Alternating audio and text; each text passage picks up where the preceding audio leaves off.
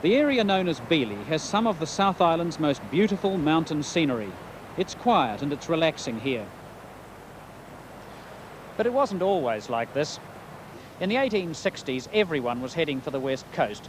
Gold had been discovered, and that meant that this road was clogged with fortune hunters heading westward. Sometimes they went by coach if they could afford it.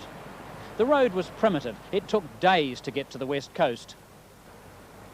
By the end of 1865, there was so much traffic along here that 13 hotels and even more grog shops and shanties had sprung up between Christchurch and Arthur's Pass, Courtenay, Springfield, Porter's Pass and Castle Hill. And there was Bealey.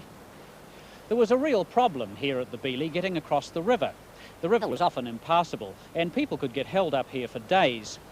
First of all, a hotel was established. It was a sort of a hotel established on the north bank of the river.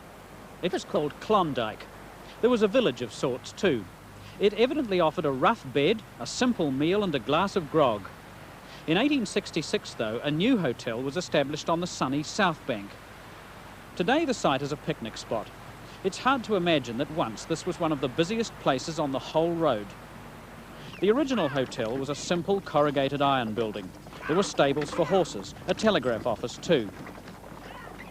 It became an important coaching stop. One of the best-known publicans for the hotel was James O'Malley. He arrived in 1882. He extended the building and called it the Glacier Hotel. Holidaymakers and tourists apparently came to admire the scenery and to fish. Sometimes, when the river was up, something like 100 people waited here.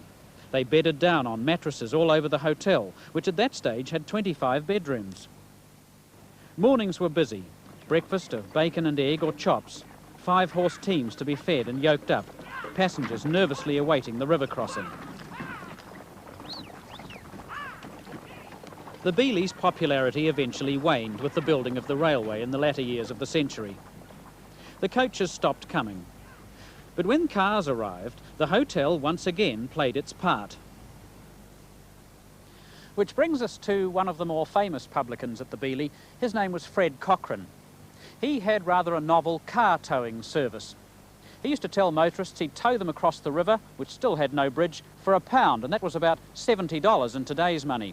If the motorist declined and went ahead anyway and got stuck, the towing fee rose to £5. As with so many old hotels, fire has been their undoing. The original Bealey burnt down in 1910. The next, that's Fred Cochrane's hotel, burnt down in 1937. The final hotel to occupy the site lasted until it too burnt down in 1963.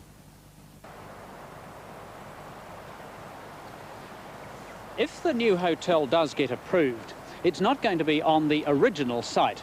It's going to be on this little hill across the road, nearer the river. But the hotel will try to recreate the atmosphere of a 19th century coaching hotel.